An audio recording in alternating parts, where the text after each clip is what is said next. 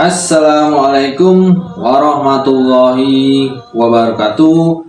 Salam rahayu, salam sehat, salam semangat. Jumpa lagi dengan channel Ki Bedek Kantil. Semoga sobat-sobat bedek selalu dalam keadaan sehat walafiat, rezekinya selalu lancar, selalu berbahagia, dan selalu tetap semangat. Oke, pada kesempatan kali ini Ki Bedek mau menjawab pertanyaan dari sobat bedek ya, tentang bagaimana meruqyah toko atau warungnya ya. Oke, kemarin Ki Bedek sudah bahas tentang meruqyah diri sendiri, meruqyah rumah. Oke, tetap nanti di sini Ki Bedek jawab meskipun antara toko dan rumah itu memang hampir sama sebetulnya. Oke, apa sih tanda-tanda kita saatnya untuk meruqyah toko atau tempat usaha, baik itu warung, rumah makan, toko kelontong atau semacamnya ya, atau kalau pabrik itu juga bisa masuk. Ini semakin besar lagi ya anunya, kapasitasnya. Oke, kita yang kapasitas kecil-kecil saja yang meruqyah semacam toko ya, toko atau warung makan atau rumah makan. Oke, kapan sih waktu tepat kita meruqyah? Kita lihat tanda-tandanya dulu. Yang pertama kalau itu warung makan ya, kalau rumah makan itu makanan itu cepat basi. Makanan sebetulnya habis dimasak kan butuh waktu berapa jam, mungkin setengah hari atau hampir sehari itu tidak basi. Namun ternyata baru diangkat dari masak kompor dan sebagainya, tempat masak itu hanya berapa menit, mungkin tidak sampai 1 jam itu sudah mulai basi atau bau. Itu untuk rumah makan ya. Kalau untuk toko kelontong sih tidak ada yang basi ya, karena itu barang-barang yang tahan lama. Cuma kalau toko kelontong biasanya banyak sekali barang-barang yang cepat rusak, atau biasanya elektronik kok cepat rusak dan sebagainya, padahal itu barang baru, belum ada yang beli ya, cuman cepat rusak barangnya. Atau kalau yang barang pecah belah kok dilalah kok banyak yang sering pecah. Oke, itu yang pertama ya. Yang kedua, kalau mulai ada gangguan-gangguan yang secara goib ya, jadi tidak terlihat oleh mata, ada suara-suara, ada semacam gerakan-gerakan atau kelebatan, itu hampir sama seperti semacam yang di rumah ya. Kalau ruqyah rumah yang harus diruqyah juga salah satunya ada semacam bayangan, kelebatan atau cahaya yang lewat atau semacamnya itu, atau gerakan-gerakan barang jatuh sendiri atau barang bergerak sendiri, itu juga termasuk tanda. Yang ketiga, kalau mulai sepi pembeli. Jadi kalau rumah makan mulai membeli, mulai sepi, meskipun banyak yang lewat cuman hanya melihat terus jalan, itu sebenarnya mereka itu melihat kalau toko atau warung makan tersebut itu tidak buka. Atau ada pembeli sudah mulai belok mau masuk ke rumah makan atau ke toko kita, atau batal. Itu juga hampir sama, karena mereka itu melihatnya toko tersebut tutup atau tidak buka.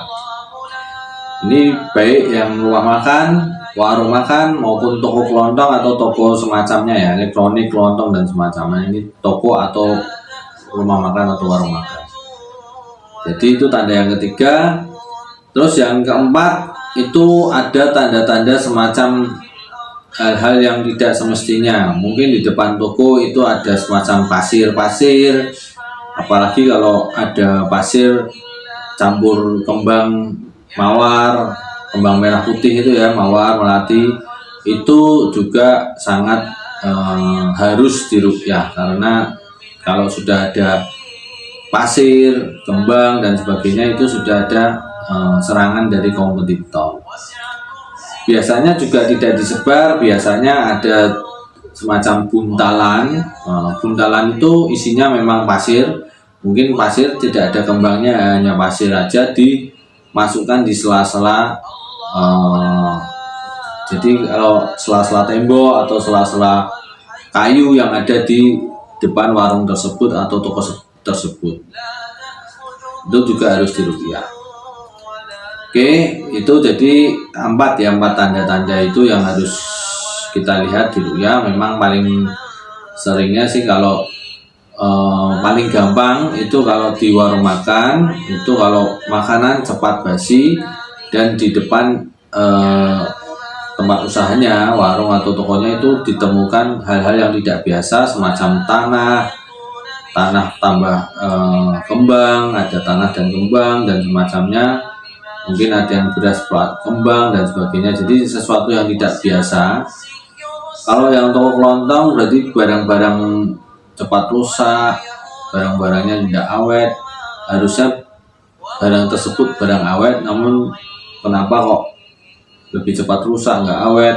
Juga di depan toko itu ada semacam hal-hal yang tidak biasa, semacam pasir, beras campur kembang, pasir campur kembang, apa pasir dibuntel dan sebagainya. Pasir itu tanah ya. Itu kita tidak tahu tanah itu dari mana. Biasanya orang kalau yang menyerang itu pakai tanah kuburan, itu untuk menutup aura toko kita, menutup pandangan toko kita. Jadi orang lain kalau yang melihat itu tutup tokonya. Oke, untuk mengantisipasinya, untuk membuka kembali auranya, kita tidak berbicara untuk menyerang kembali ya, atau menyerang balik atau mencari siapa yang mungkin berbuat hal-hal tersebut. Jadi kita antisipasinya ikhtiar dengan garam. Kita ambil garam ruqyah atau garam krosok ya. Kalau untuk ini garam krosok kalian bisa beli di pasar. Kalau untuk mandi itu kalian mungkin bisa beli garam ruqyah yang sudah kemasan, karena untuk mandi kan lebih bersih ya garam ruqyah yang kemasan. Kalau yang beli di pasar mungkin kalau dicampur dengan air untuk mandi kan agak ada kotorannya, ada apa ya, agak nggak bersih ya, nggak jernih. Tapi kalau untuk meruqyah toko itu tidak apa-apa, kalian beli aja garam di pasar maupun garam yang ada di toko-toko online, garam ruqyah dan sebagainya. Oke, tidak apa-apa itu kalian ambil satu mangkok garam. Ini Bildek dijazahi tentang doanya ya. Ambil satu mangkok garam, mangkok yang sedang ya, yang cukup mangkok kayak soto lah. Kalau soto yang kudus mangkok kecil gitu ya, bukan yang mangkok besar bakso, bukan yang mangkok soto. Nah itu kita bacakan surat Al-Fatihah 7 kali. Terus di sini kalian boleh milih surat Al-Anas 7 kali, Al-Falaq 7 kali, atau surat ayat kursi 40 kali. Terserah kalian mau milih yang mana. Jadi Al-Fatihah 7 kali, terus ayat kursi 40 kali, atau Al-Fatihah 7 kali, Al-Anas 7 kali, Al-Falaq 7 kali. Oke, kalian boleh milih mana. Terus dilanjut Ya Hayyu Ya Qayyum, itu sebanyak 40 kali ya. Ya Hayyu Ya Qayyum sebanyak 40 kali. Setelah itu disebar. Memang hampir sama dengan cara meruqyah rumah. Namun di sini kalian tambahin Ya Hayyu Ya Qayyum.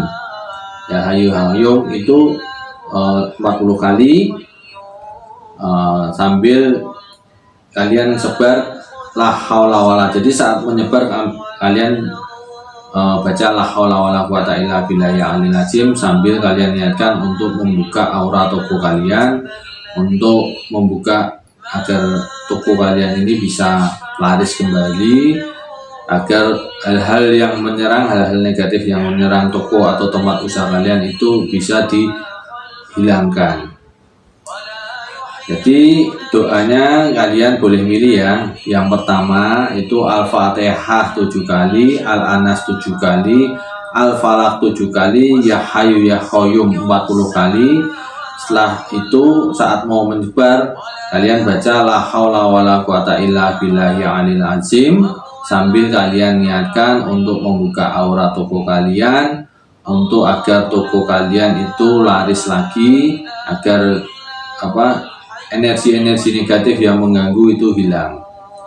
Lalu yang kedua, surat Al-Fatihah 7 kali, ayat kursi 40 kali, terus ya hayu ya qayyum 40 kali, sambil kemudian mau menyebar la haula wala quwata illa billahi alil azim, sambil kalian niatkan untuk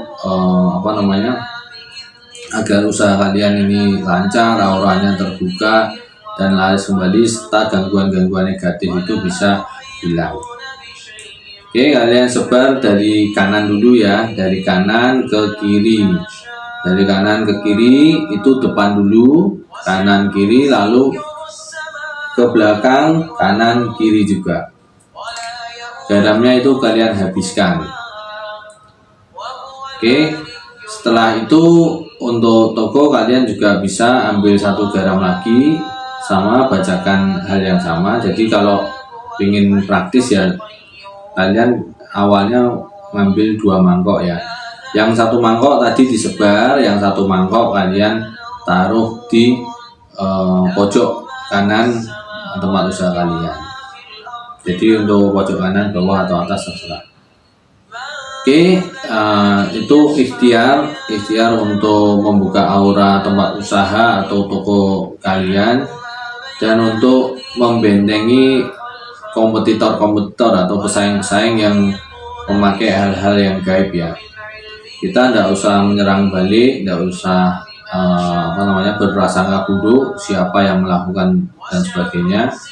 Setidaknya kita membentengi diri kita agar tempat usaha kita, toko kita, rumah makan kita itu tetap berjalan lancar.